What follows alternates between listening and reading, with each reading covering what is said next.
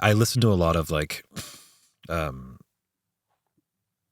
of people talking about like business and all that kind of stuff. And what you end up hearing over and over again is that people fail at doing businesses, and then eventually they learn all the lessons from that failure, and then everything works out, right? Right. And it's a very, on the one hand, I'm like a little skeptical because it's like, yeah, you're a guest on this podcast because like everything's worked out. Like Right. the guy who failed 26 times and now works at Burger King, like isn't getting an interview on this podcast. But it's too much of a repeated story that you can't acknowledge that maybe there's some truth into it, or to it. So yeah, people should seek failure. I mean, it's like we talked about earlier in this, the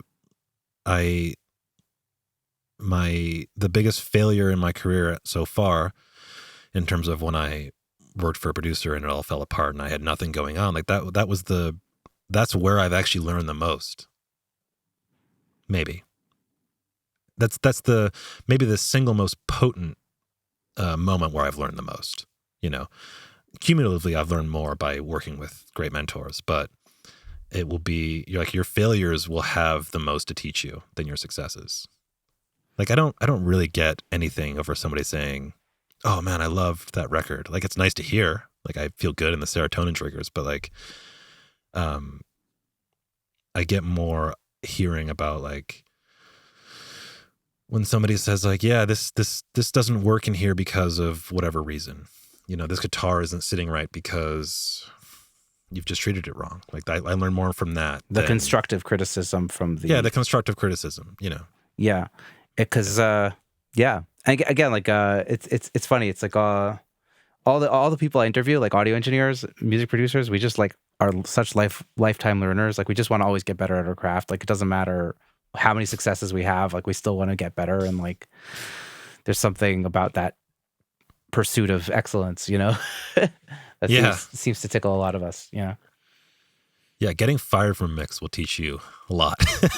Yeah. I mean, I interviewed Bob Horn, who I'm sure you must know who Bob Horn is, mixes for like Usher, BTS. He said like, yeah, like, I'm like, dude, your low end is amazing. Like how did you get that? How did you figure out how to do low end? He's like, well, Manny American got a job I wanted. And then just like, how the fuck did he get it? Okay. And then, and then he just put so much effort into getting his low end amazing.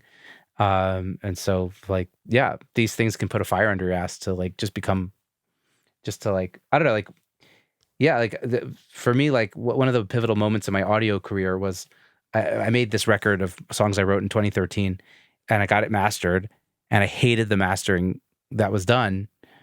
And I just like bought, Bob Katz's mastering book and just like, it's like, why don't I like this? Why is this not good? The professional's telling me this is better and I don't like it. And what's going on? Like I couldn't handle it.